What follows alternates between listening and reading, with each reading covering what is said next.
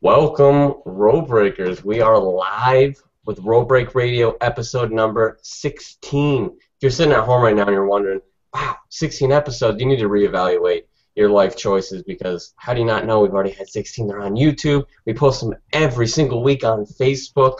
Oh my God. Whew. It's been a good ride so far. We apologize, by the way, for missing last night's Raw React. But we will definitely be covering that, a little bit of that tonight. We'll be making up, so we apologize.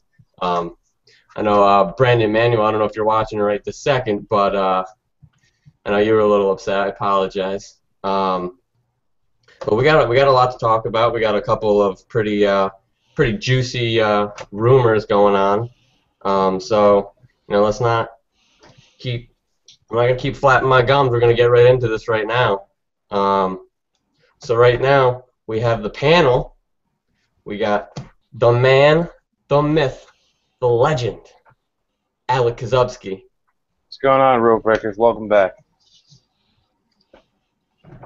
And the man of the hour, the man who obviously looks like he forgot to shower, the one, the only, AuSSy. And when he says man of the hour, he means man of the hour and a half, because we're going hour and a half today. Yeah, thank you. That's exactly what I meant. And obviously, I'm Matt Donato. So let's not. I'm not gonna keep flapping my gums. Let's get right into it. First and foremost, we missed Raw React last night, and I'll take the blame for that one. That was kind of my fault. Webcam was being a pain in the ass and didn't want to work. My fault. I'll take the blame. So we're going to get into some Raw tonight. So where to start with Raw? I don't know about you guys, but I wasn't feeling it. The first hour was not too bad. I mean, it had its decent moments, but then after that, I just felt like it was just all filler. I mean, there were maybe one or two decent segments out of the last 2 hours, but nothing that really screamed, "Ooh, this is a great Raw. I'm super excited for SummerSlam." I mean, compared to the last 2 weeks we've been having, I don't know, just wasn't feeling it. So I want to go to probably one of my favorite segments of the night. The most memorable to me is the last segment, and Alec mentioned it to me. He felt like that made the show, and what I'm referring to, if you didn't see it, is the Seth Rollins main event where instead of facing Rob Van Dam like was promised to us, he ended up facing Heath Slater, which I thought was a pretty good twist. But the star in that entire segment was Ambrose. Ambrose taking that briefcase and filling it with soda and popcorn and just making a spectacle and making that segment something special. I really enjoyed it. What did you guys think? Awesome. You're gonna, maybe be mad at me, but I thought that Dean Ambrose, a little bit there with Dean Ambrose, was too predictable. And I'm usually one of the people that's arguing against the predictability complaints and whatnot. But as far as the Ambrose thing goes, he was out there essentially the entire match. And it just seemed like right from the get-go there was no point of even watching the match because you knew, A, Rollins wasn't going to win, or B, Rollins wasn't going to win in the time that he needed to win. So it almost made the entire match a throwaway. I didn't really care for the fact that they threw Slater out there. They could have just as easily kept Rob Van Dam out there and given him the win. I don't really see. I understand that they were trying to say, basically like the authorities going easy on Rollins. I don't know. It was kind of bland there. If you're asking me about the last segment, I'm referring to the last segment there that we'll get to with Brie Bella and Stephanie McMahon. That was definitely the ending to the show that we needed. But as far as the Dean Ambrose thing, yeah, it was funny. It wasn't terrible. But it was a little long and redundant. I think maybe if he came in at the end of the match and started doing all that stuff, then that might have been a little bit more enjoyable. All right. I see where you're coming. I get where you're coming from. It makes sense. Alec, what did you think? I'm kind of on the fence about it, I would say, because it was it was predictable, as Oz said, but at the same time, it was, it added to the entertainment value of the show. It was funny. Ambrose out there taking the contract, ripping it up, genius move. Dumping the popcorn, the soda, the hat. I mean, it all added to their rivalry in a way. But it really didn't make sense to kind of swap out RVD and throw in Heath Slater just to give Heath Slater a cheap win over Rollins because it's not going to amount to anything. But overall, it was a decent segment for in lately as I can put it, a lackluster show. All right. And before you get away from that though, Matt, I just wanted to point out that I didn't think the show was terrible. I know both you guys weren't really impressed with it. Um, I do think it definitely wasn't as good as the last 2 weeks. I'll put it that way, But but I don't think it was necessarily bad. kind of swap out RVD and throw in Heath Slater just to give Heath Slater a cheap win over Rollins because Wow, that was absolutely my bad. who the fuck. Son of a bitch. Rookie I'm not move. quitting. I'm not quitting. What a chump. I'm not quitting. I'm fired. I'm firing myself. Yeah. I apologize. Good Lord. No, no. So continue with what you were saying, Alice. My All I apologies. was saying was I didn't think the episode was terrible, or bad even. I just thought that we expected a lot because the last 2 weeks really have been excellent shows. I still think that we're on a pretty good run of Raws right now. And yeah, there was some filler material in this episode as to where there wasn't the past couple of weeks. They do need to tighten up on that stuff. I feel like it's almost like WCW in the fact that they decide to do certain things at the last second before the show starts. Like the Damian Sandow segment just felt like it was completely rushed. Like, fuck it, do this week. You know what I mean? Yep. As to where I feel like they have an entire week to build this show. It should be really tightened up. And one thing I want to know is they completely have dropped the Naomi and Cameron bit. It's kind of disappointing to me, but go Yeah. on. That, I agree with you guys. I think it comes down. The show, for me, the reason I didn't like it, I think it comes down to booking. It's you're going to get every Raw is going to have their fillers, and that's just it. You kind of need those in a way. Um, and I felt like they kind of bunched all of the fillers together, so you got like this really long. You had the Gold Dust segment, then you had I'm not going in the order because I don't remember the order because I kind of zoned out and walked away. But you had the Gold Dust segment, and then you had the Fandango segment, then you had an Adam Rose segment, then you had it just felt like they were all like clumped together and really made it almost unwatchable at times because it was just like all continuous. If they had broken it up and filled it in and had you know a good match and then a filler, then a good match and then a filler or something with that kind of cadence, I think it would have been a much more appealing episode. I think you're right by that. We can just jump right to it. The actual last segment of the show with Brie Bella and Stephanie McMahon and Triple H. I thought it was a brilliant segment. I know Alec really loved Brie Bella's promo, and I didn't hate Brie Bella's promo, but I wasn't as impressed with it as I was with her promo when she was in the audience. I didn't think it was as good. So for me, I think she had her moment in that promo, but I felt like some of it was very like put on. It didn't feel as real as when she was in the audience and you really felt it. And everybody was like, "Holy shit, this is a great feud." I personally did not get that feeling with this promo. But I thought the segment itself really spoke well towards pushing this feud going into SummerSlam. I don't know. Curious, guys, what you guys think about her promo and the segment as a whole. You can throw it over to Alec. Like I said, it was a decent promo for. I mean, if you look at Brie Bella's, body of work, she's not a promo cutter. She's not a talker. hell, she hasn't been great in the ring up until recently. And for her to come out there and really close the show as a diva, they've done that the past 2 weeks now. But she did a good job kind of getting her point across and selling the match.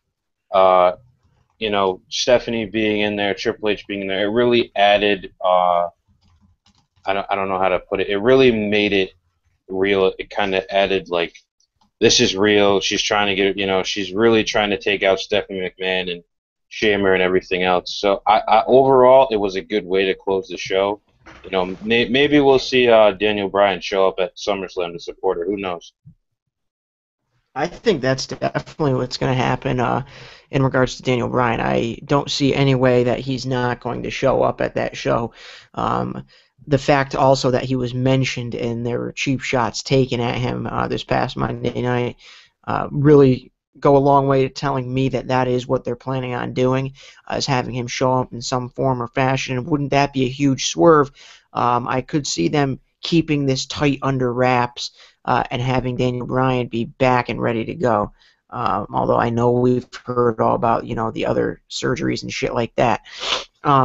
I think he'll be there in some form or fashion. Now, in regards to Brie Bella and her promo, couple points I want to make on that is, yeah, I agree with you guys. Was not the best thing going. At the same time, like the old adage goes, practice makes perfect. And what we've seen over the years now in the Divas division is no opportunity to do so, to talk, to cut promos, to do shit like that. AJ Lee is pretty much the only one that's been given that opportunity over the past so many years. Now we're seeing Paige, but I don't think it's really fair to expect an AJ Lee promo out of Brie Bella when that has never been Brie Bella. She's kind of being thrust into the spotlight here with this program, really only because of her connection to Daniel Bryan. If this was any other diva that was married to Daniel Bryan, it probably would have been that diva in this storyline, at least if you ask me, just because they're going with that whole shamed storyline. They screwed Daniel Bryan. Brie stuck up for him finally. Now they're going to screw Brie. But I don't know. I'm not trying to make excuses here. It wasn't the best, but I definitely wasn't complaining. I still like what we're seeing here, and I think what a way to close out Raw. How excited! Or when's the last time you remember a Divas segment or a women's segment closing out a Monday Night Raw, let alone 2 weeks away from SummerSlam? Yeah, definitely. It's been a long time. Yeah, definitely. I agree with you. I didn't. It was a great segment. I really did enjoy the segment. I feel like I really liked the fact that Triple H got involved. My only issue with it, and we're gonna jump really quickly to the beginning of the show, because when he was doing, I know a lot of people enjoyed this, which is my problem with the ending segment. It felt weird that he was really, really pushing the WWE Network, and people were cheering along with him and chanting along with him. I'm very traditionalist, so I saw it as a heel should not be trying to promote something for the company. It's just like, if you hate a guy so much and then they're promoting something, the natural reaction is say, F that product, I'm not buying it, I hate this douche. Just to piss him off, now I'm not buying it. So it didn't make sense. He's supposed to be a heel. Why are you trying to promote a product? But the crowd bought it.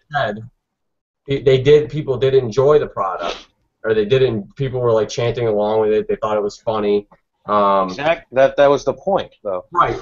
But what Matt's trying to say is that he shouldn't have been doing it in the first place.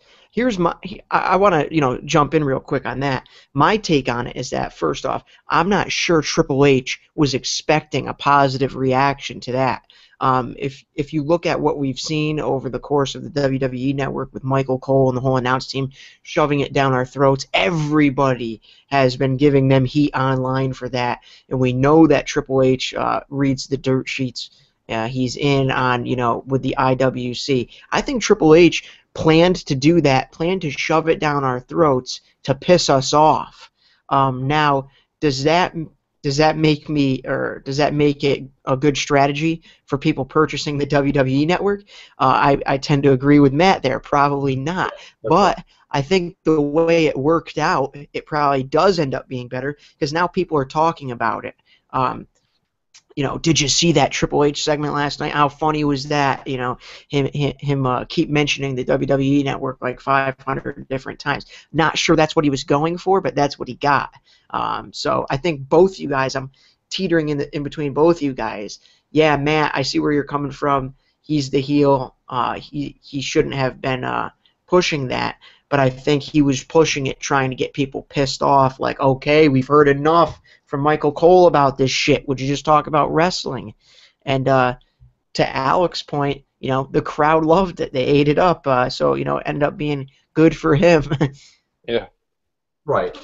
But for me, it's like either way, it wouldn't make sense for one aspect of the business. The financial side, if you're really trying to go over as a heel and push it down people's throats, it's not a good way to get people to buy it.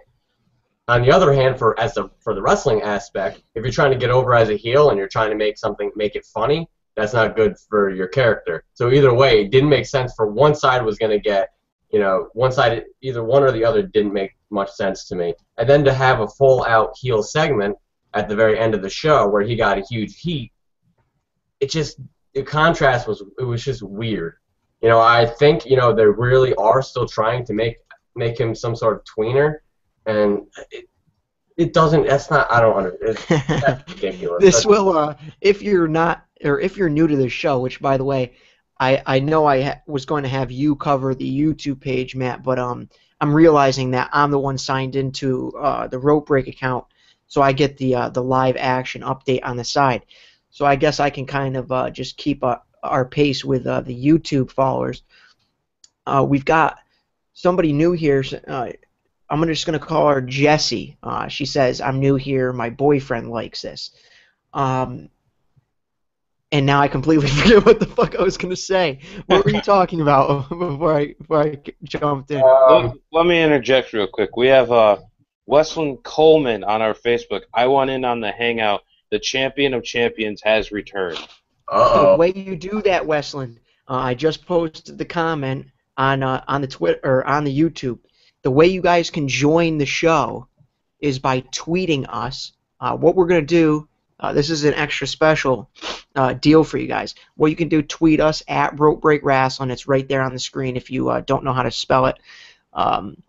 If you tweet to us and tell us you want to join the show, we are going to follow you and then direct message you the link to join the show and ask your question live. Don't be afraid. Last week we had Micah Mania. We had Jose Paulino. They both joined the show. They were both successful in asking us a couple questions. It looks like we're going to have Micah Mania back on the show at some point here. And Wesleyan, if you want to join, do the same. But, back to you guys. I still don't remember what the hell we were talking about.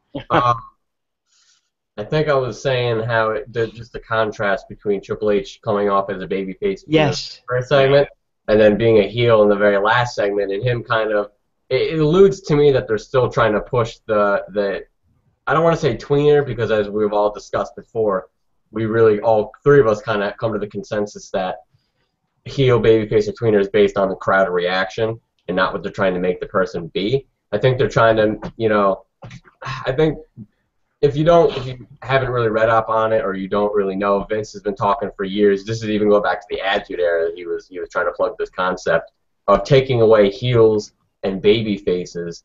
And in past episodes we've discussed it, so we're not really going to go into it too much. But we've all kind of decided that's absolute garbage. It makes zero sense for a wrestling television program. You need to have a heel. You can have tweeners, but you need to have heels, and I personally believe that, and I'm pretty sure we all agreed on that makes the most sense to have a lot of heels, baby faces. You can have some tweeners, but they kind of wanted to make every single wrestler a tweener, no more heels, no more baby faces, and to me, that doesn't make any sense. And I kind of feel like that's the road they're going with Triple H a little bit. I know they tried that, but that's what I was going to say now. That reminded me what I was going to say, was if you're new to the show, like Jesse is, you don't know that Matt is our resident traditionalist here. He's very stuck in his ways. He likes his programming the way he likes it. Rightfully so. There's definitely no. We're not saying that's a bad thing here. It makes for good discussion on our shows if you haven't seen any of our shows in the past. Now, a brief little stint on that. I know we've talked about it 100 times.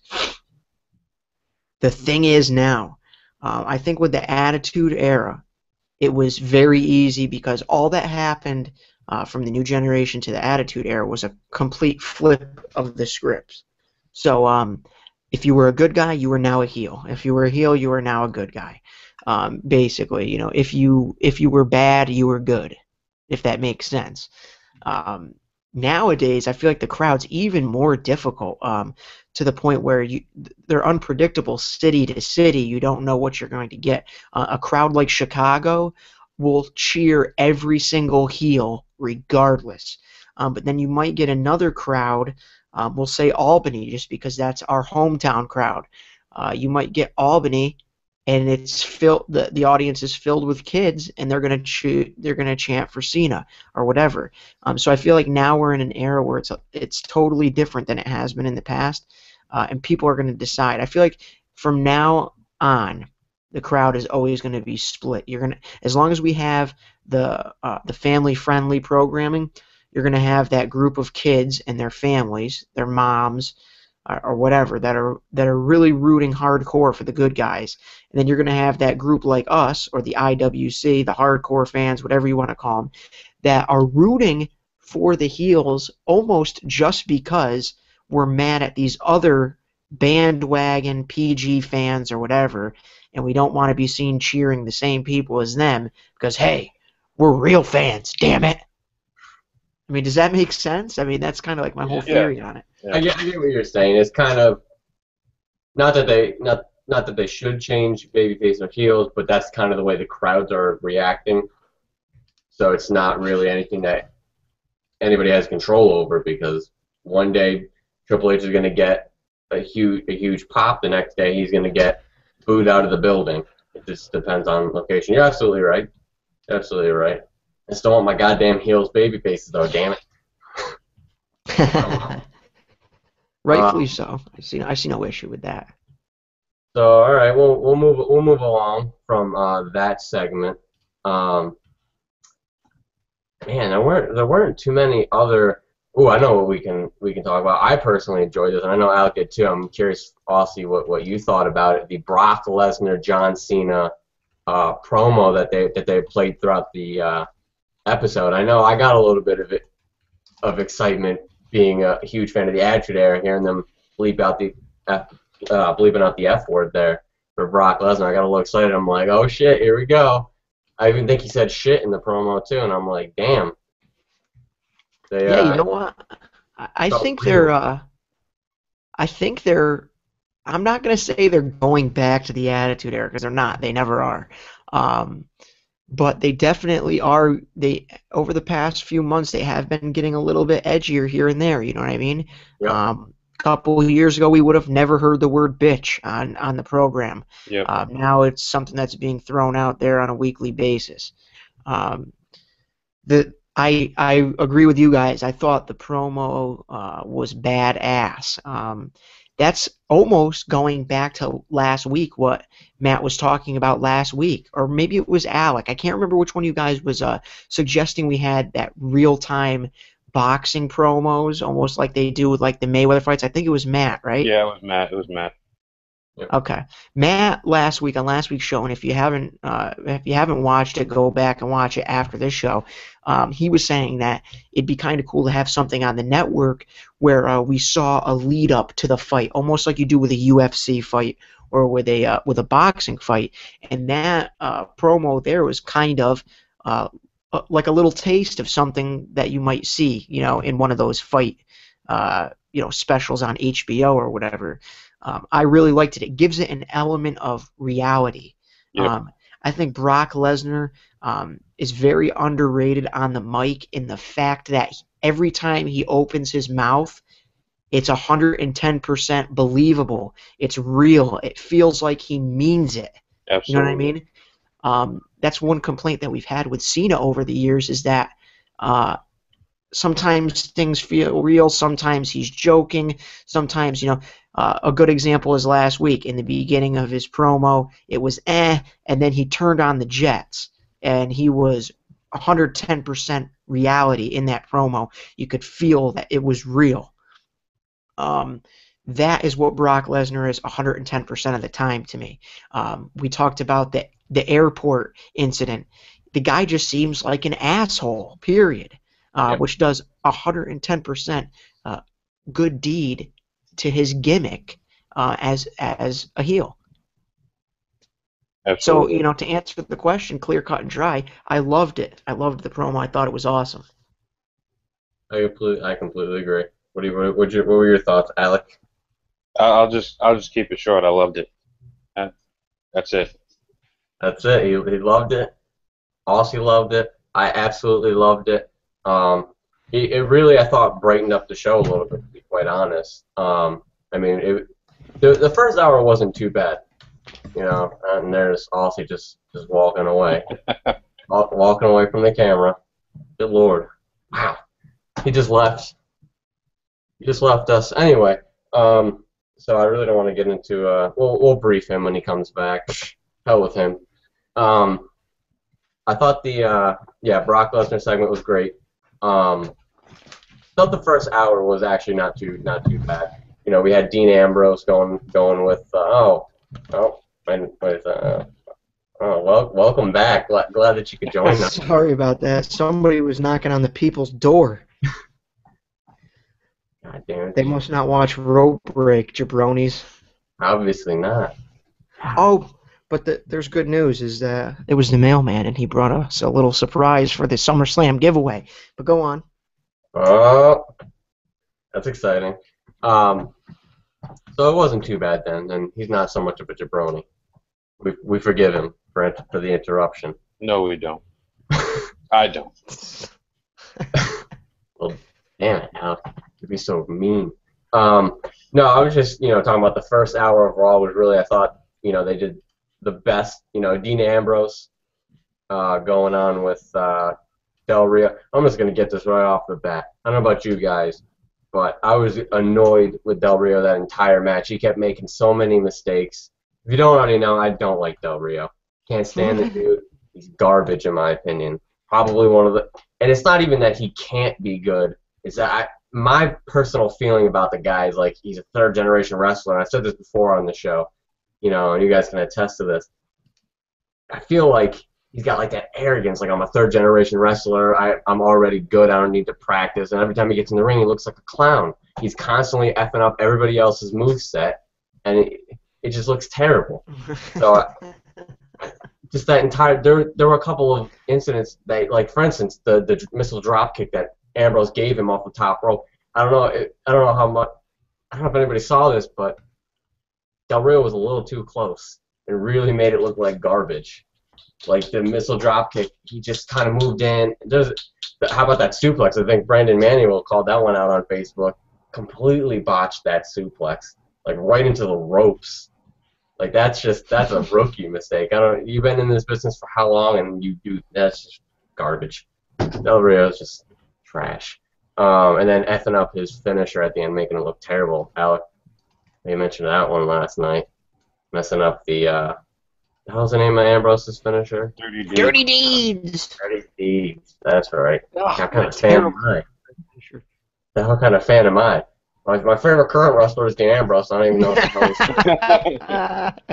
what a goddamn jabroni. No, but I mean, he made Dirty Deeds look terrible. That move just looks terrible. I think everybody makes that move look terrible. Never looks like a legitimate finisher, in my opinion. Doesn't The Miz do the same shit but backwards? Like, how are you going to sell somebody that's supposed to be moving up the ladder with a guy like The Miz? I mean, I know he's the Intercontinental Champion, but like, what the fuck here? I agree. There's 3 different guys right now on the roster that use a very similar finish, and I put this on Facebook, and of course everybody's up and it's not the same move. It's a little bit. Shut up. Yeah, yeah. It's a side Russian leg sweep, pretty much. It's the effing same exact thing. Ambrose, Yeah, some people do it Adam forward, Rose. some do it backward. Yeah, Adam Rose, Ambrose, Miz, Don't and ever say that name again. Curtis Axel all use the same goddamn finish, just a little bit different. Fucking creative team. Adam Rose, get the fuck out of here. How about that garbage segment? Holy crap, that was Yeah. terrible. Look into the Oculus mirror and oh my god, will I see a lemon? Like he's hanging on by a thread. Like they have no fucking clue what to do with this guy. Oh, tell him we're Why goddamn. don't we I'm gonna be working at Sonic soon. Um. So yeah, it's pretty much all it really is for Raw. Yep. If you guys think of something that we might have missed, throw it out there. We might come back to it. But probably not. No, nothing. if it's a good enough question, we'll be the deciding factor on that. If it's a shitty question, going in the trash. So yeah, there was a question posed on Facebook that I think we should discuss because it intrigued me, and it was who, since we're talking about Ambrose and Rollins talking about their matches on Raw, who deserves a push more, Ambrose or Rollins? And I think that's a really, really great question. It's a difficult question to answer because how do we know who deserves it more? I think maybe who do we like to see get a push? It's not a question of who deserves it. We can't tell because both of them have been busting their asses. I think you're right, Matt. It's a question of who should get it, not who deserves it.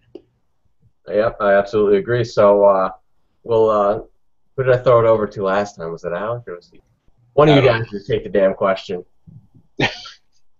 Whoever wants to field it, take it. Yours, go. All right. Well, all right. Go ahead, Alec. We can both speak on it.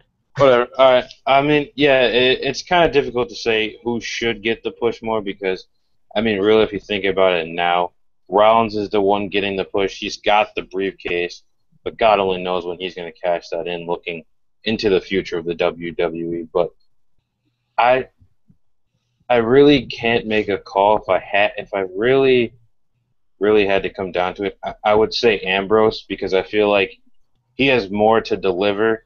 Like I know his matches seem kind of, I guess, sloppy, but they're really not. I mean, he can be calculated in the ring. He's great on the mic when he's not barking like a dog. So there's always that. So I feel like Ambrose has more to offer as a whole. So I'll go with Ambrose really. And that's perfect because I'm going to disagree with that. Yeah. First off, I think they both deserve it just as much as far as the original question goes. I think we're all in agreement on that. Yeah, absolutely. Yep. The way I see it is right now they're both in the midst of a push. I don't see it just because Seth Rollins is the hired talent or the hired dog, whatever. I don't think that's any indication that he's being pushed harder than Dean Ambrose right now because eventually, and I think we're seeing the ascension of Dean Ambrose right now. It's a good time to roll it into another question that we have from Yogi on Twitter because he says it hasn't been announced yet. What should the stipulation for the Ambrose-Rollins match be? And that goes with my answer here. I think what it should be and what it's going to end up being is the Money in the Bank will be on the line at SummerSlam, and that's what I was thinking. I think that they'll probably give it to Ambrose. I don't know. I have that gut feeling. I feel like they think Ambrose can deliver more than Rollins at this point. But my problem is we haven't really been able to get much character development from Rollins since he joined the Authority. We've gotten a couple pieces of him on the mic saying why he did what he did, blah, blah, blah. But since then, what the fuck? I'm really disappointed so far because, in my opinion, first off, there's no denying Dean Ambrose is a monster on the mic, and he probably is a little bit better than Seth Rollins on the mic. But they're two totally different personalities. in my opinion, Seth Rollins has way more to bring to the table in the ring. Um, I just feel like you see him jumping off the effing Titantron, jumping off the stairs and shit. Like, get that guy in a ring with a ladder, and let's see, a classic match. Right. I just feel like Seth Rollins has the move set. He's got the that Mick Foley gene where he's willing to, put his body on the line here to make shit happen. And I feel like Ambrose is more of the traditional brawler, like, just all over the place. That's not to say he's not a good talent. I just feel like I personally would rather see a Seth Rollins match than I would a Dean Ambrose match. Right. Uh, It's that indie mentality, really, where you're willing to go out there and do whatever it takes to put on a good match. Exactly. Yep. Not afraid to take a bump. Do what you got to do. Yeah, and I want to note that Berkeley Pierre, who is a big follower of ours, on YouTube noted that Dean Ambrose should make the match for the contract. He came in with that right before I said it. So it seems like a lot of people, that's the buzz. It seems like that's the logical choice, is that they'll end up making it for the contract. And I'm really nervous that if Ambrose gets that contract, Rollins will just be floating around like Kane. Like, what the fuck do we do with this guy now? As to the other way, if if Rollins wins, we still have an Ambrose Rollins chase. You know what I mean?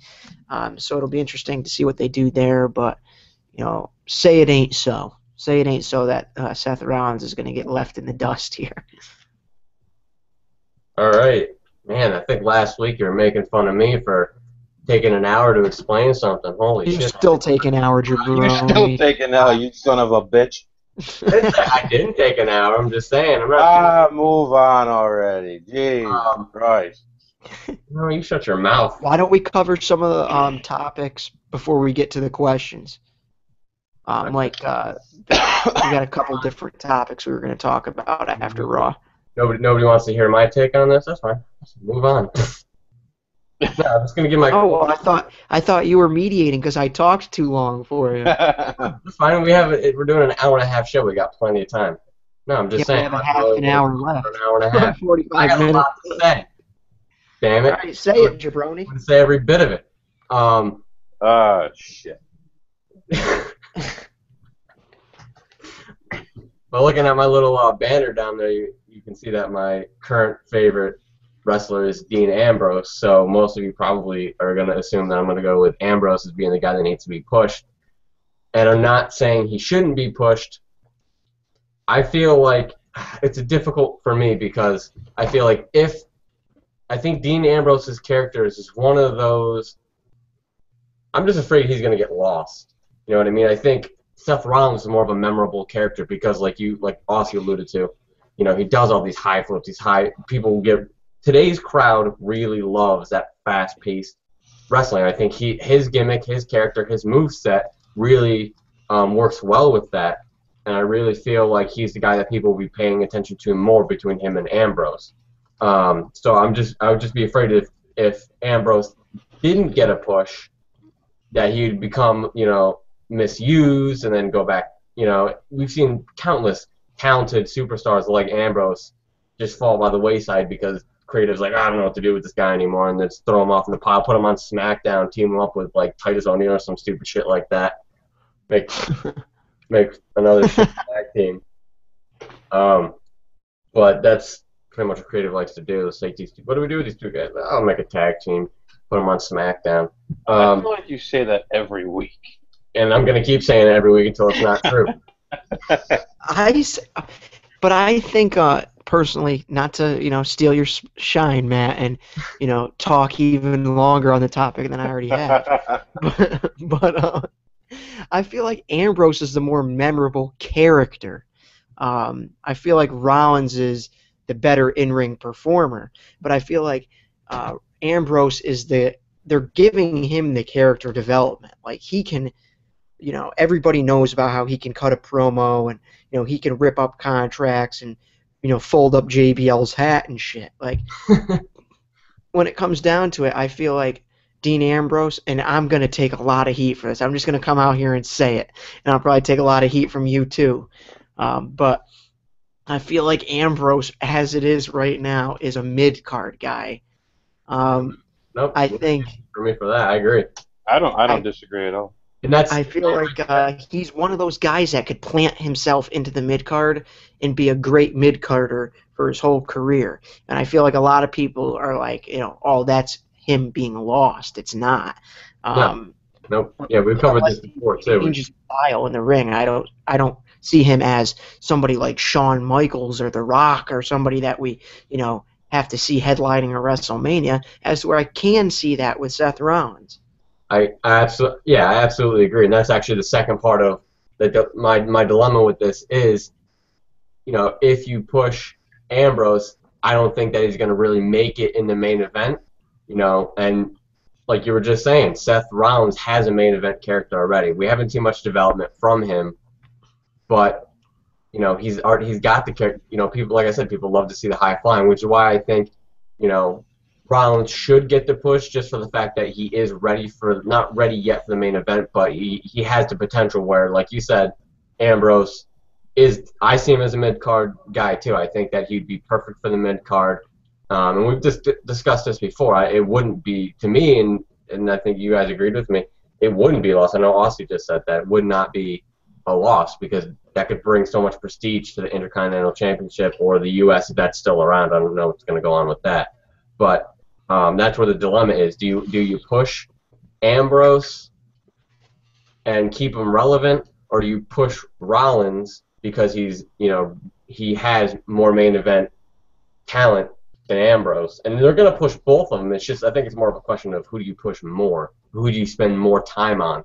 And that's a difficult decision because I think they should stagger. They need to focus on Ambrose, but I think eventually they need to focus him on a different level. And if he can get over on Seth Rollins and then make a slow dissension, and I wouldn't even call it a dissension because it's not, but kind of go to the mid card and have Ambrose become this big main eventer, I think that bodes really well for Ambrose. I'm a mid card guy and I have the Intercontinental Championship, but I beat a future WWE champion. You know what I mean? So I think, I don't know, it's a difficult decision, but if I had to be pressed, as much as I love Ambrose, I would have to say Seth Rollins for the good of the company, because his mic skills aren't terrible, and they can be, and I'm sure he can improve, and they're gonna do character development if they push him. So I think, as far as main event goes, and for the company, I think Seth Rollins needs to get a bigger push right now. And quickly before we change the topic, I can already hear Alec like, just move on already. But I want to quickly almost retract what I was saying about Dean Ambrose being a lifetime mid-carder. I think he could be like a guy like Edge, where after many years in the mid-card, he breaks out into main event status. The problem that we're seeing with a lot of guys lately is they get in the company, they're in the company for 2 years, and then they've got the title already, and then they burn out quickly. Right. A guy like Sheamus, a guy like Del Rio. These guys get the strap, and then within a year they're stale as shit. I feel like some of these guys, like Ambrose, need to spend some time in the mid card before they are built all the way to the top. Yeah, that makes sense. Yeah, I agree, and that's another thing is, he's definitely, he does remind me of Ed Sheeran. I know we talked about that. Now, you know what? You just calm down over there. Play with the Mets flag behind you, and calm down a little bit. You're getting a little antsy. We'll get through it. Don't worry, it's gonna be all right. Impatient bastard. Like, God damn it! We have an hour and a half. Relax yourself. It's gonna be all right. Don't you worry. It's gonna be fine. I think we'll move on right after I say this. I promise. He does have the potential to be a main event star. But that being said, we're gonna move on because Alec is being a pain in the ass and look at my watch. No, right? We're fine. It's fine. All right. So next topic to talk about is recent rumors have been speculating about Nikki Bella turning heel at SummerSlam. And then there's also rumors around that. People are on the fence about that. Some people are on the fence and saying that may not be true because, well, Cena's not heel, so she's not going to be heel. Or if she turns heel, Cena's going to turn heel with her, and there's going to be Cena's going to turn heel, Nikki Bella's going to turn heel. I think it's a very interesting topic. So since Krabby over there, I'll throw it to him just to get him to say something other than what he's been saying. So go over there and take it away. Oh, thank you. You're welcome. Anyway, all right. You know, Nikki Bella turning heel. An interesting topic. Very interesting topic. You know, she's in the spotlight now because of Total Divas. John Cena's in the spotlight. Been in the spotlight, but now even more because of Total Divas. And, you know, maybe a heel turn would benefit her. Maybe it would add to her character because, you know, if you watch the show, she does kind of come off as a bitch right away. So you turn her heel, it adds more to it. Could I see it happen at SummerSlam? Sure. It could definitely happen. You could have Brie win the match, celebrating in the ring, and then Nikki comes in and, you know, hits her with her finisher or whatever it may be. I mean, it definitely could work. As far as that affecting Cena and how he is and him turning heel, I don't think that affects him at all. You know, I think they try to keep that as separate as possible. I know they tried, you know, having her wear his ring gear for a while, but now, you know, they try to keep it separate. So I don't think that affects Cena at all. So, you know, I think a Nikki Bella heel turn is, you know, beneficial to her character. I agree. I think that, like you're alluding to, they haven't really coupled John Cena and Nikki Bella together. So so I don't think it would affect Cena, and I don't think I'm gonna go straight out and just say it right now. Cena is not gonna turn heel. I know he had that thing on Twitter. You know, it would just be easier if I was a heel. It doesn't mean he's gonna turn heel. I know people were like chomping at, oh my God, he's gonna. It's not gonna. He's got too much charity stuff going on. It's never gonna happen. I'm sorry. It's not gonna happen. He's not gonna turn heel. You can keep fantasizing about it all you want. It's not gonna happen. But as for a heel turn for Nikki, I think that is possible and would make sense because I don't see Stephanie McMahon losing. It's tough because she'd have to lose, but I would see maybe Nikki joining the Authority. You know, kind of. Because obviously I think Brie has to win because that's the stipulation. She gets her job back, and obviously she's going to get her job back. It'd be interesting to see how they would work that. But I think sabotage from Nikki afterwards would be great. And like Alex said, I think that would bode well for her character on Total Divas. The way it's kind of benefiting Cameron. You know, Cameron's an instant heel automatically because she's such a bitch on the show. She has just that way about her that everybody automatically hates her. I'm annoyed with her, you know, and that just bodes well for her as a heel. And I've been saying bode a lot. God damn, I need a new vocabulary. Somebody buy me a dictionary. But no, I could see. I think it would be good for her to go heel because right now she's kind of the sister that's kind of lost in the shadow. Bree's been making these great character developments, so it's kind of like she's lost in her sister's shadow. So I think her turning heel kind of elevates her back up a bit and gives her an interesting character and makes people interested in her, especially if they do it at SummerSlam. That'd be huge because that's one of the biggest show of the summer. The summer's version of WrestleMania. So I think that'd be big. What do you think, Oz? Well, I'm not Pablo Picasso. I'm not even Norman Rockwell. But let me paint you a picture here, brothers. Once upon a time, there was a gentleman that did lots of charity work. Now, he didn't break, Make-A-Wish records, but he did tell kids to eat their vitamins and say their prayers. And let me tell you something. That man was Hulk Hogan. Hulk Hogan was just as deep ingrained into the children of wrestling in the 80s that grew up to become those Attitude Era fans. He was like the child star. I mean, I don't mean that like Macaulay Culkin. I mean it like he was the one everybody looked up to. Anyways, Right. He turned heel. There's no reason why John Cena can't. And I'm not saying that's what you think, but let me paint you this picture. after SummerSlam, we're not going to see a return match with Stephanie McMahon. This is going to be a one and done deal, at least from the way I see it.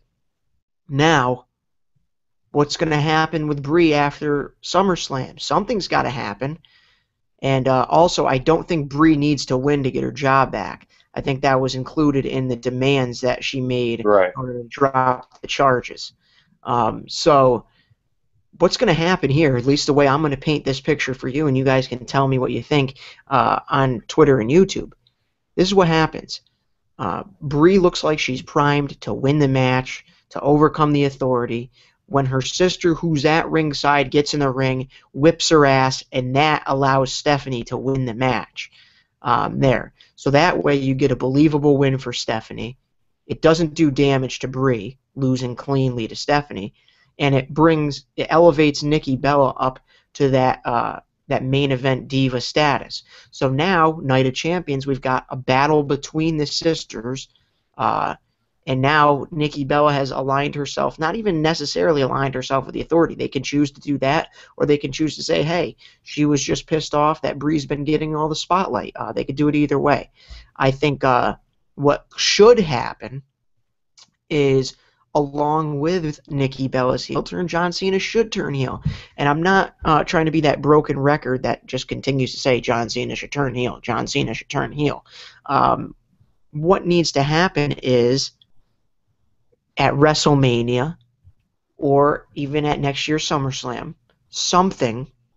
we need to have that storyline where we're seeing Nikki versus Brie and Cena versus Daniel Bryan.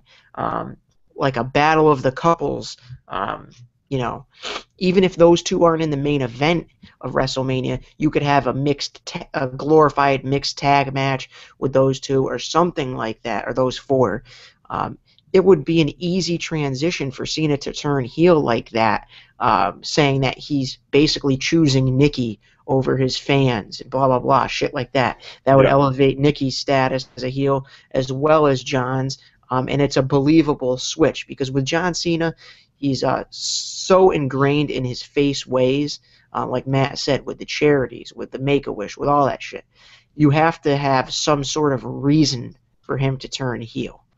You can't just flip the script and pull a Randy Orton, turn heel whenever the hell you decide to. Yeah. John Cena has to be very calculated. It has to be something good. But I feel like John Cena, in his heart of hearts, knows he needs to turn heel eventually to revitalize his career. If he wants to hang around for a while longer, why not do exactly what Hulk Hogan did? I don't see any reason why you can't, why he shouldn't, why he won't. That would be what would be best for the company, in my opinion, because they're losing time to build big faces right now. They want Reigns, they want Cesaro, they want Ambrose, they want Rollins, they want Wyatt. They need all these guys to be faces or whatever they want to do with them. Then somebody's got to turn heel that's a face right now, and it's got to be John Cena. Yeah, it definitely makes sense. I get where you're coming from with the whole Hulk Hogan scenario. It's not that I don't think he can turn heel. He definitely could turn heel, and I would love to see it. But I just don't feel like he will. I feel like he's... You've lost hope. I've lost hope. He's so set in his ways, I just don't see it's going to happen. Which would probably be all right for me. If it happened, I would be even more surprised. Exactly, like they were with Hogan. Nobody ever thought he would turn heel. I'm not expecting it to happen. Not saying it won't happen. I'm just not expecting it. I don't think it's going to happen, but I mean, anything's possible. It could happen. All right. Any final thoughts on the topic? We good? We're good.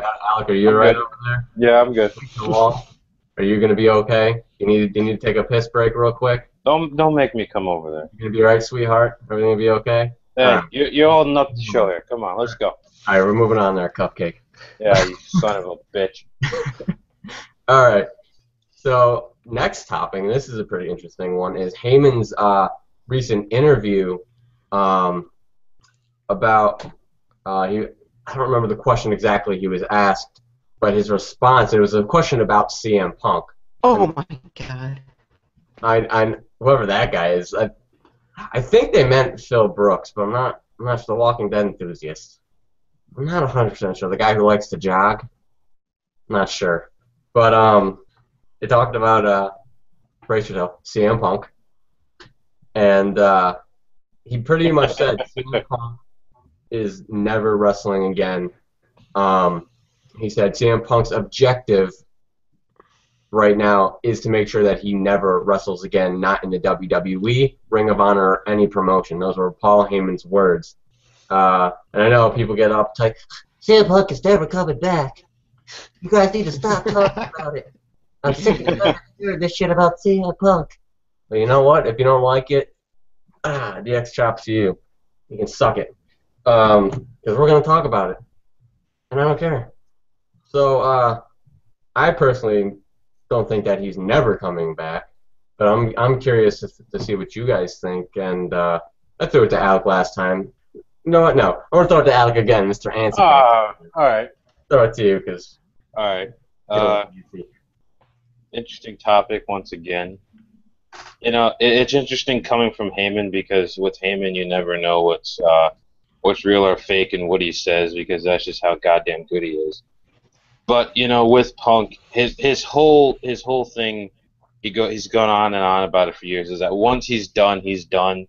He doesn't want to be one of those guys that's wrestling way into his 40s, and he's in his mid-30s now. So, you know, for Heyman to say, you know, he's done with wrestling, he's never going to lace up a pair of boots again, that's his objective in life right now. I mean, it's believable. It makes sense. You know, you see CM Punk now trying to move on with WWE, doing that, you know, a recent award show for Access TV.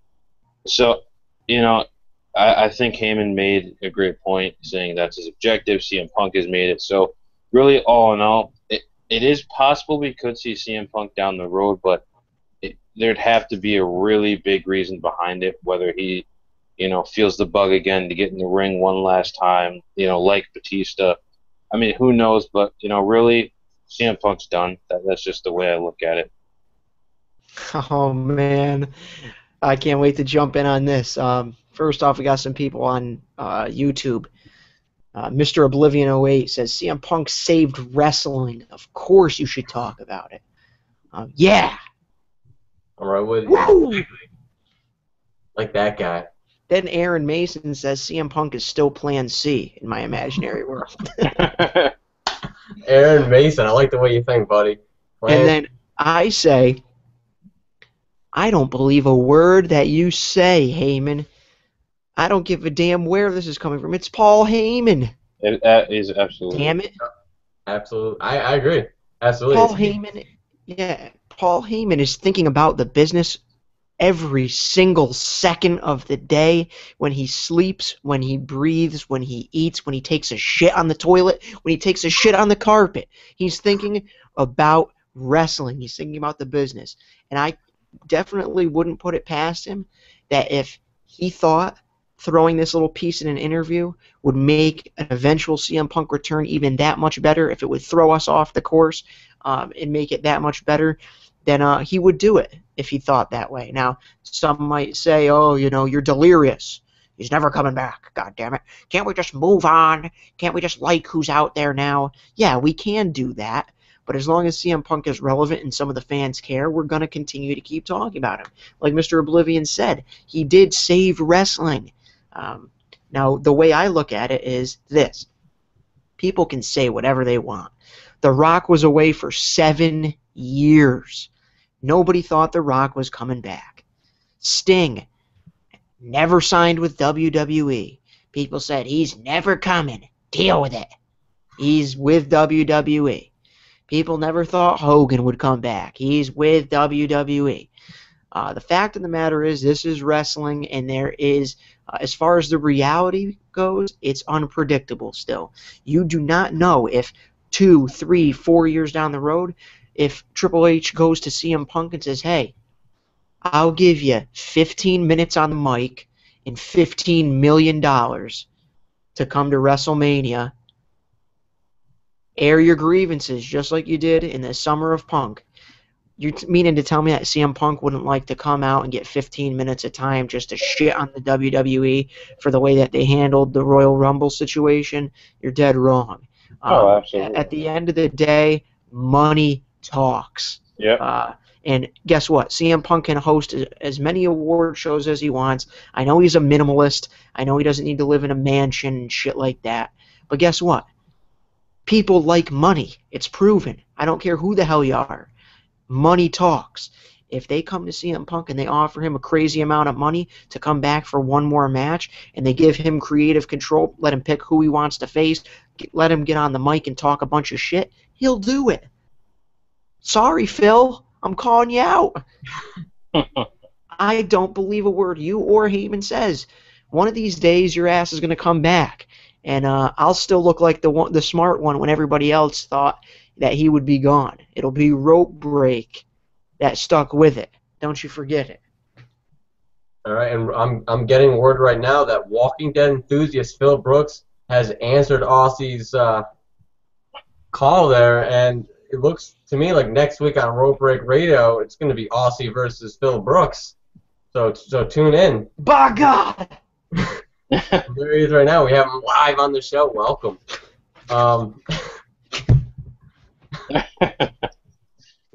Knock over your mic there. Well, he's dead. He's dead. All right.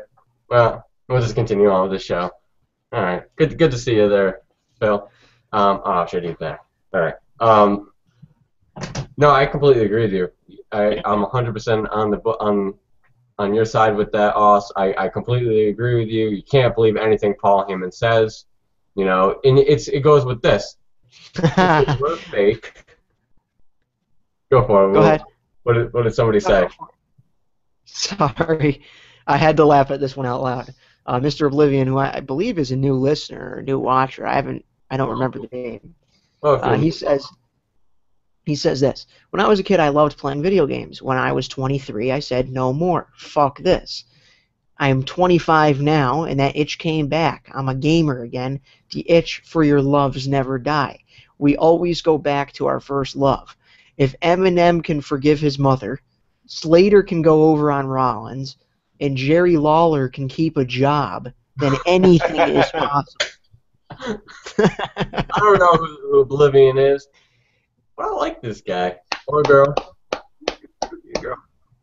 But, well, if you're new, welcome to the show. Thank you for joining us. We really, really appreciate it. And thank you for your info. If you're not new, we apologize for not knowing who you are. Let us know in the comments. As AuSSy always like to say, what is your name? Obviously, I didn't do it as good as Oss does it, but I don't really give a shit. That's just the way. Anyways, cover your spot on the or where you were going there, and then we'll get into questions. Yep, definitely. I feel like if it were fake and they're trying to hide the fact that Punk is going to come back, Heyman would have said the same exact thing. You know, so it's not really a cut and dry. Oh, well, Heyman says that he's never coming back. And I'm pretty sure at the end of the interview he said, now that doesn't mean that Punk won't ever come back. I think he's alluded to something like that, to the fact that there's still a chance Punk will come back. So it wasn't as he's never coming back, plain and simple, cut and dry, done. Yeah, I'm pretty sure at the end he did say that. That doesn't mean that he won't ever come back. But that alludes to the fact that if he does come back, like Alex said, he has been open about saying, I don't want to wrestle into my 40s. So if he does come back, and he's how big of a run could he have coming back in the next few years? What would they have for him? And like you said, they could have him come back, get on a mic, and shit on everybody. Honestly, for him it'd be worth it, but for the fans, just have him come back once, say a couple things, and leave again, and never to be seen again. I just think that's kind of odd. I think that, and like Oblivion alluded to, I think that he's right. It's not, CM Punk loves wrestling. It's his life. It's something he's loved since he was a kid. And I think he will come back to it one way or another. It's just inevitable. Whether he comes back to the WWE is not to be seen yet. So we don't know that. He could come back to another company. He could start wrestling on the independent circuits for the rest of his career. We don't know. He could choose to do that. But it's possible.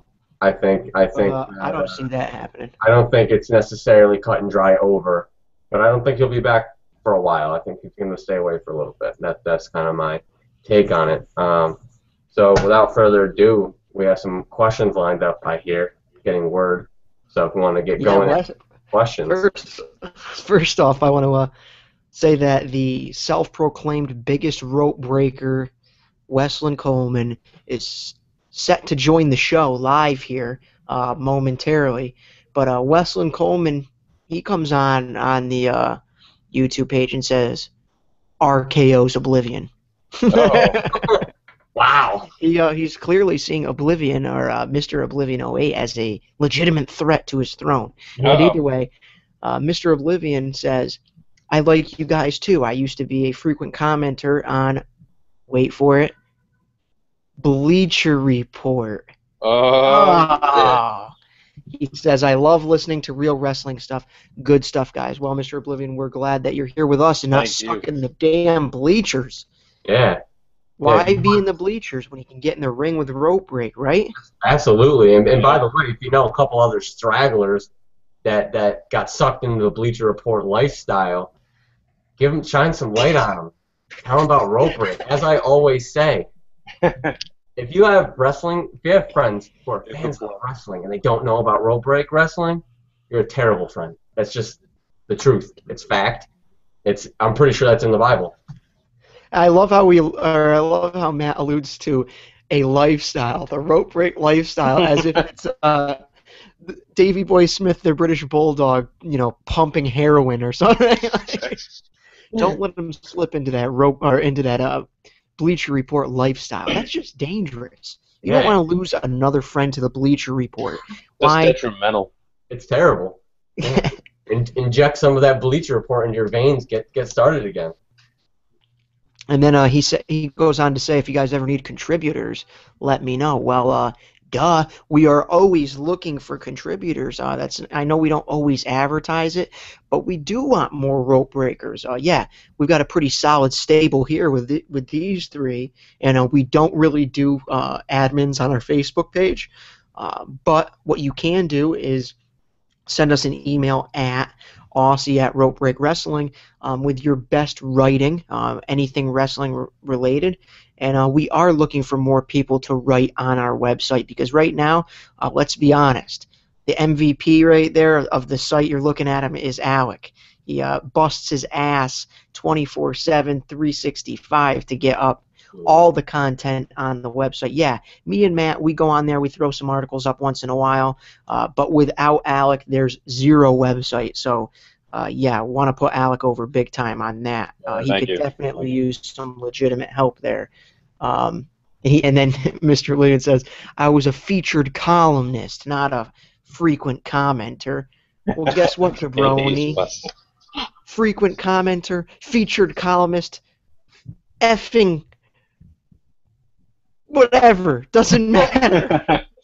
It's Bleacher Report. They're the same damn thing, Jabroni. Now get out of, and then he says, attitude adjustments Wesleyan after kicking out at 2. So, I'm glad that we can have a legitimate wrestling match over YouTube comments on our show. Only with Rope Break Radio. But, I guess we should get into the questions. We can get into the questions now as I roll my sleeves up. Alec, I don't know if you want to cover the Facebook questions. We'll do the questions that we've got on Facebook first. Then we'll take to Twitter. And if you guys have any questions on YouTube, please let us know. We'll answer your question live. Anything wrestling related. And then finally we'll do those of you that asked the questions on Twitter. And then we'll have our live questions from Wesleyan Coleman. And anybody else that wants to join the show live, send us a tweet saying that you want to join us live. I'll send you the link to join us live, and you can ask your question. Your face can be seen, your voice can be heard in front of the tens and tens of Rope Break Radio viewers. Remember, we only have about 10 or so viewers live, but we do get some views after the show. Not everybody can watch live. So if you want to join us live here, have your face on the video, have your voice on the airwaves, let us know on Twitter, and I'll send you the link. But Alec, take it away with the Facebook questions. All right, we already covered the Dean Ambrose Rollins, who deserves a push, but we have a question from Brandon Manuel. Brandon, thanks for sending it in, like always. All right, his question is, do you think The Undertaker should interfere with the championship match and cost Brock the title at SummerSlam and set up Taker versus Cena versus Lesnar at the next pay-per-view? And remember, it would only be $9.99 Triple H voice. Matt, why don't you go ahead and tackle that one? I'm sorry, I was kind of like looking back and forth at Twitter. I'm gonna repeat I want to repeat the question. Oh, Jesus, I was jabroni. Son of a bitch. I'm trying to keep an eye on like the Twitter feed, what questions we're getting in there, because that's another place we got to get questions. So I'm just trying to do my job. I apologize. Would you like to jump back into that question again? I'm sorry. All right. Okay. I'll read it. I'll read it again for you, jabroni. All right, here's the question. Listen up.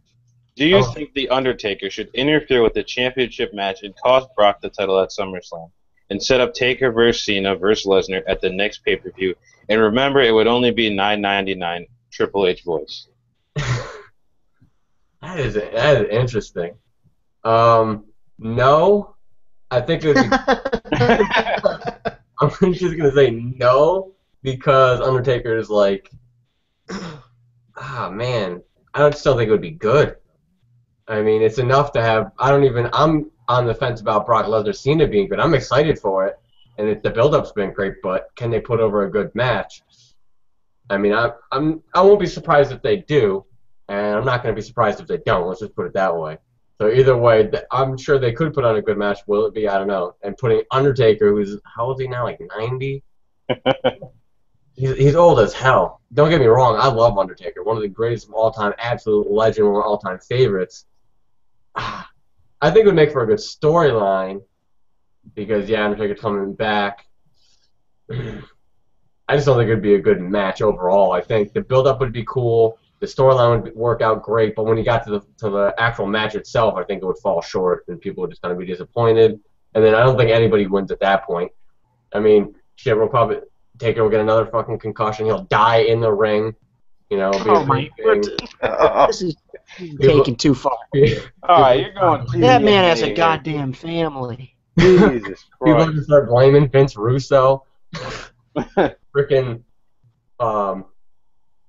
Smith Hart's gonna like get on Twitter and start bitching him out again, blaming him for Undertaker's death and Owens' death.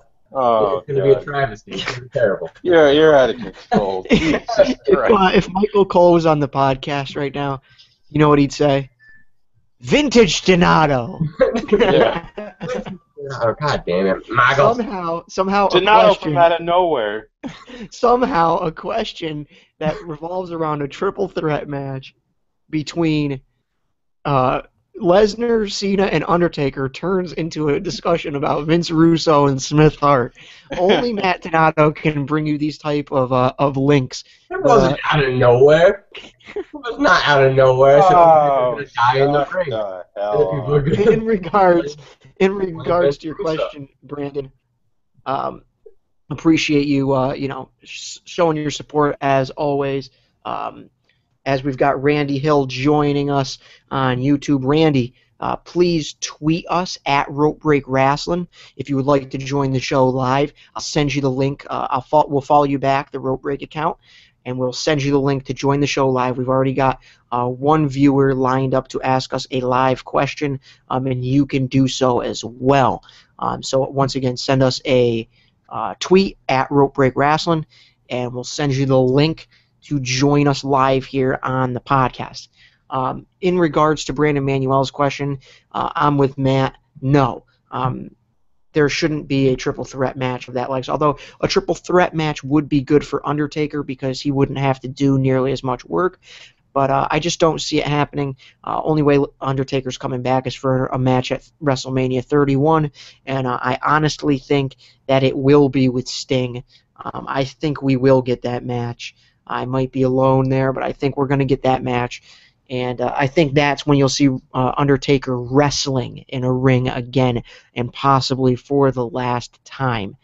I don't think he's going to gamble. I mean, we've been hearing, is Undertaker ever going to wrestle again? There's no way he's going to come back at SummerSlam or at Night of Champions and wrestle and then potentially put his WrestleMania status in doubt. It's not going to happen. Biggest payoff is at WrestleMania. That's when you'll see Undertaker, if you see Undertaker.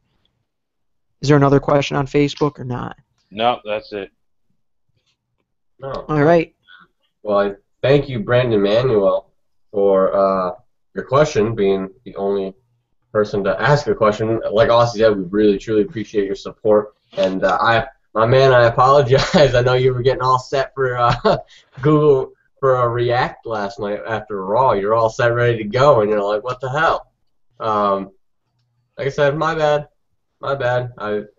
Completely take the blame for that. But we do appreciate that you took the time out.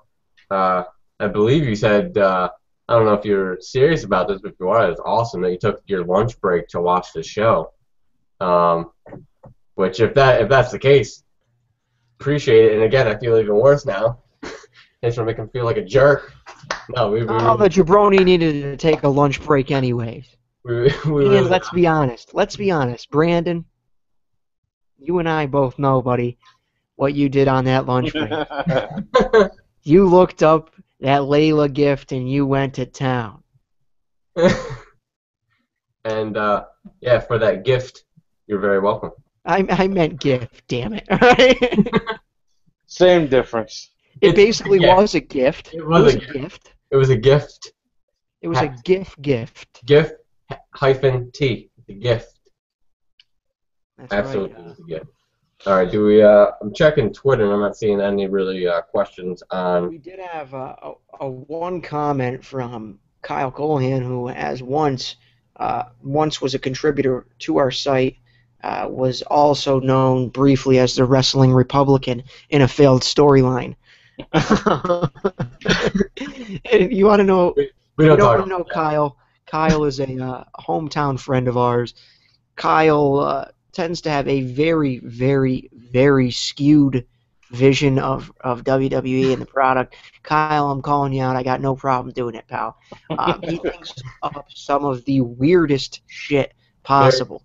I think And he obscure is a good way to say obscure. it. Yeah. Your If view. if you chat up Kyle about WWE, he will talk to you about Gene Snitsky and his homemade potato salad or something. But nothing more proves that point than what Kyle said to us on Twitter. He says, "Imagine if the great Khali had the athleticism of someone like Shelton Benjamin." What the fuck?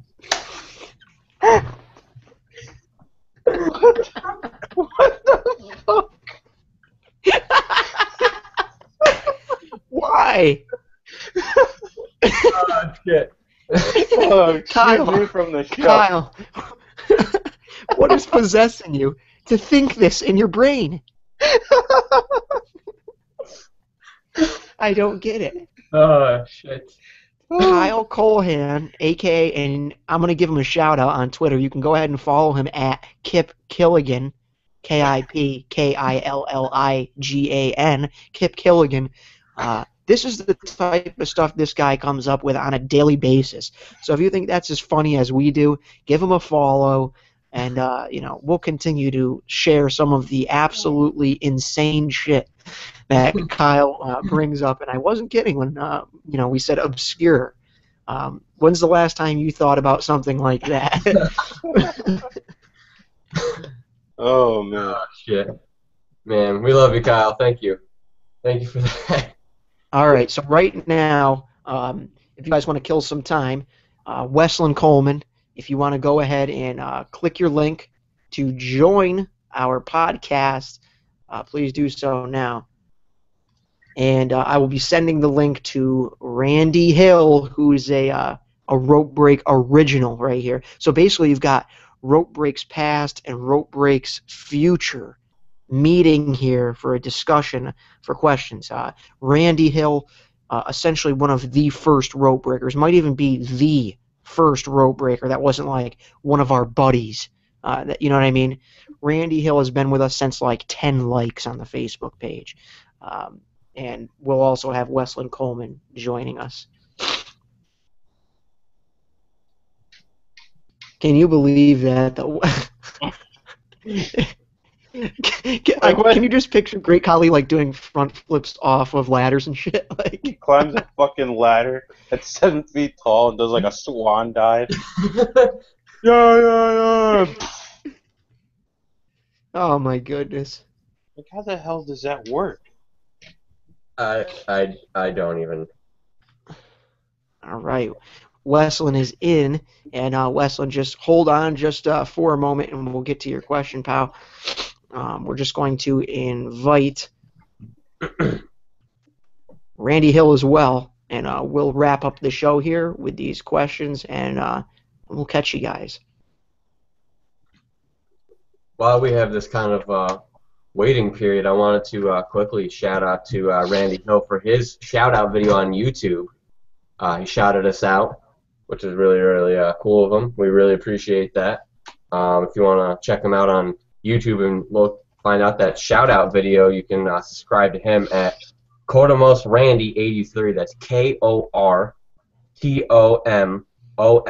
Randy 83 on YouTube, and give him a subscribe. His shout out video to us. We appreciate that, buddy. Yeah, Cortamos Randy. And the jabroni doesn't even follow us on Twitter, so I can't even send him a direct message. What kind of jabroni is that? So once sorry, maybe he does. I've got the wrong effing account. I'm trying to send from the wrong account. That was my fault, Randy.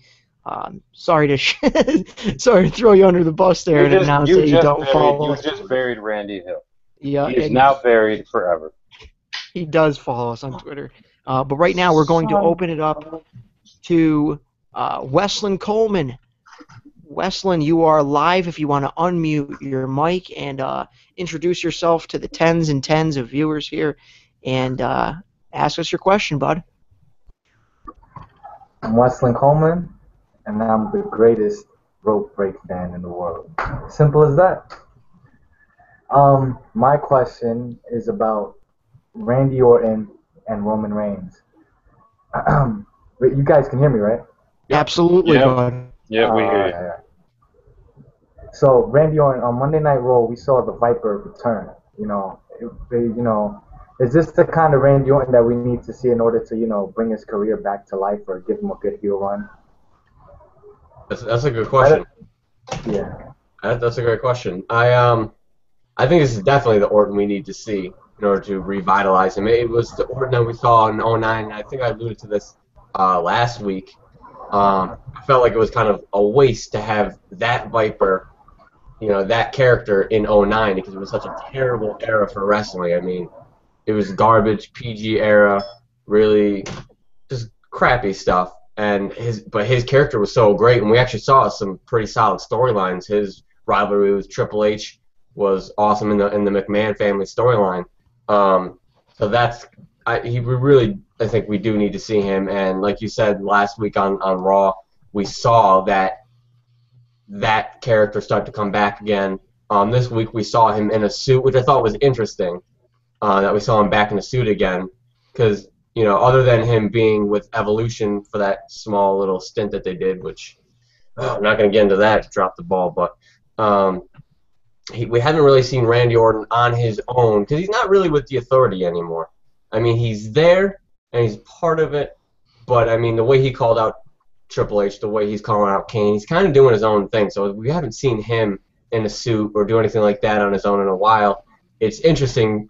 I think they're going to try to do when he's in the suit and he's talking, he's more kind of calm and calculated. But when he gets in the ring, he switches to flip, or flips to switch is what I'm trying to say, and becomes the Viper again. But yeah, we definitely need to see that again for him to really become relevant again. Alec. I think I tweeted this out last week during Raw that the return of the Viper is the Randy Orton we need to see every single week, because when he's in that heel character, that Viper character, that's when he does his best work. He's great on the mic. He's great in the ring. I mean, it's really where Randy Orton needs to be in his career. I 110% agree. You're not going to get any arguments out of this panel in regards to Randy Orton being a better heel than he is a face. I've been clamoring for him to start kicking people in the dome for weeks now. That's what he's needed to do.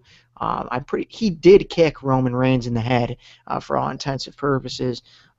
It wasn't, the punt that I believe is now banned for whatever reason, which is stupid because it clearly doesn't hurt anybody. But yeah, that's the Randy Orton we all want to see. And I guess really the question is that the Randy Orton that you want to see, Westland? That is the Randy Orton I want to see every week. All right, man. Well, we thank you for coming on the show. We thank you for your added support and always, showing love for Rope Break Wrestling. And hope to see you next week on the show, man. All right. Yeah, mark it down on your calendar. No taking naps before the show. We don't want you sleeping on the job. You know, RKOing all these other wannabe rope break fans is a lot of work, you know? Oh, yeah, he might need to take a nap to fend off all these other wannabe rope breakers. Well, Westland, thanks again, buddy. We'll catch you on next week's show. All right, man. See you later. All right, that brings us to our final question, and it, rightfully so, it goes to the man, the myth, the legend, Cortamos Randy. Randy Hill is in the building, the original rope breaker. Randy, what's up, brother? How's it going, man? Great to see you, man. What do you got for us this week? Not exactly a whole lot. I just don't really. It's truly my very first time being on the show, so I really, really appreciate you guys having me on the show. Welcome, man. Yeah, we appreciate you being here, dude. It's not a problem. I've been a fan of the page since I was the 21st like that page had, and I even brought it up. I was like, I am the one in 21, because exactly. Awesome. Absolutely. All the way from Sweetwater, Texas. Yes, sir. Gotta rep that shit. Well, Randy, do you have any question for us regarding the current WWE storyline or anything WWE related? You are our final question for the show. We're kicking it into overtime here for the rope breakers that are in attendance. And if there's anything that you want to talk about or ask us anything, go ahead. Well, actually, I do have one question. What do you guys think will happen to the authority, if you want to call it that, I guess, whatever? What do you think is going to happen if Stephanie McMahon loses to Brie Bella at SummerSlam? I think that's a pretty interesting question, one that we really haven't, or that anybody's really thought about. What do you honestly think is going to happen? I don't know that she's going to lose. Maybe that's why I haven't thought about it. But if she is to lose, that would definitely be interesting because that's kind of like the beginning of the empire crumbling, so to speak. So right. Well, I mean, I've got a theory actually that it's going to come down to basically Stephanie McMahon is going to be getting her ass kicked basically by Brie Bella, and then Nikki Bella is going to come out and she is going to turn her back on her sister, and Stephanie McMahon's going to win. That's how I see it happening. I could be wrong. I could be very wrong, but I mean, it's the WWE is trying to make themselves to where they're not so predictable. But it's kind of hard to sit there and call them not predictable whenever sometimes you can predict what the fuck is going to happen. Yeah, exactly. Yeah. And we alluded to that on the show earlier. I know you just joined us late. You were just getting home from work. We talked about the possibility of Nikki Bella turning heel at SummerSlam. It's something that I think is definitely going to happen. 110%. I don't see it happening any other way. I believe Matt and Alec felt pretty much the same way. We also discussed whether or not John Cena would turn heel. But Alec, why don't you give us your theory on what do you think would happen if Stephanie were to lose? You think everything falls down, the Empire crumbles after that? I think it's an interesting point. It's a great question. I can kind of see them doing a thing like, Stephanie's detrimental to the authority. She's not helping it. She's only jeopardizing it. So they could do a thing, how Triple H is the COO. You go to the board of directors and have her removed from her position, and that could be a way to kind of write her off TV for a little while. So I think that could be a possible way they could go with it. I actually kind of agree with you on that. I mean, because that makes more sense than anything right now. Because if she does end up winning, then she's probably going to end up rubbing it in a whole lot of people's faces. But if she loses, I do see them giving her like, what's the word? I do see them giving her like a vacation, quote, end quote, whatever. Yeah, I she'll do see. disappear. I do see that happening though. Like if she does end up losing, then they will probably cut her off TV for a little bit. Definitely. What's your take on it, Matt? I see. I have to agree with you. I think that it is a good question because I didn't think of it as in my mind Stephanie McMahon is going to win. That's the only way I see it working. Right. That's the best way I should say. I could see it working. But if she does lose, they could definitely write her off the show after that. I think that would make some sense. Give her some because my only issue with her losing, and I don't think it would be good if she lost because it's kind of diminishes her character, and they're trying to really build I feel like they're building the Authority. They've really been building them. They need to be this powerhouse. So I don't think her winning cleanly would be a good idea.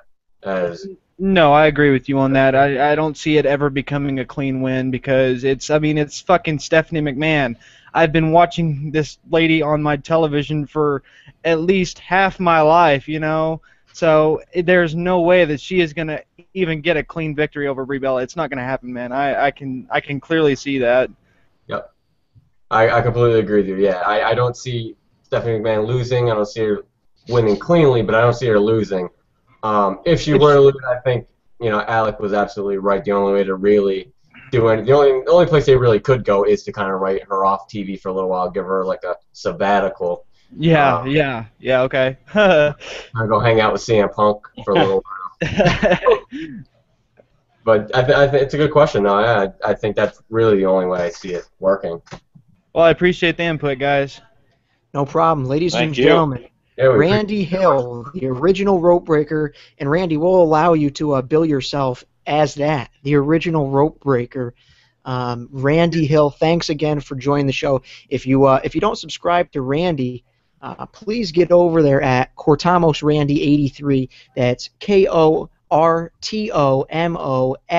Randy 83. He does some good work over there, and look for him to be in the realm of rope break pretty soon. Randy, again, thanks for joining the show, buddy. We hope to see you next week. All right, guys. It was a fucking honor being on here. I'll see you guys later. Thank you. Sounds good. See you later. All right. Another episode of Rope Break Radio in the books. Matt, you want to take them home? Yeah, thank you guys for joining. We really appreciate it. We had a blast. This is episode number 16. Like I said at the start of the show, there's been 16 episodes, and if you're just tuning in now or you've been with us for a while and you're wondering how there's already been 16, reevaluate your life choices because you're not spending your time wisely. There's all 16 of these are going to be on YouTube, and if you're not subscribed to our YouTube channel, Rope Break Wrestling, then you need to subscribe, and you can get all of these videos, and you can watch them at your leisure. If you don't like us on Facebook, that's another huge problem. Facebook.com/RopeBreakWrestling. Hit that like button. It's not hard, guys. Hit a button. You do more than that. Well, I don't understand how it said, hey, you people. If people like, hit a button, click. That's all you got to do. You spend most of your day probably doing that anyway. Now I'm insulting. And before we go, though, I want to just mention, next week's show is our go-home show. And if you've never seen our go-home shows, you do not want to miss this show. Why? You might not have been with us when we did the WrestleMania giveaway. If you weren't a rope breaker back then, maybe you were like Mr. Oblivion. Maybe you were in the bleachers still. Well, let me tell you something. Bleacher Report did not give away multiple DVDs, multiple action figures, a T-shirt, posters. We gave away all sorts of shit for WrestleMania. Well, SummerSlam, the second biggest show of the year, it's also the second biggest giveaway of the year. And you've seen every pay-per-view, we give away a little something here and there to our loyal rope breakers. This giveaway you do not want to miss. It's arguably better than the WrestleMania giveaway. And the only hint I'll give you right here, right now, and you want to watch next week's show because we're going to announce all of the giveaways next week on Rope Break Radio, all I'll tell you is it's going to be the best in the world, ladies and gentlemen. It's true. It's true. That's all I got to say for now.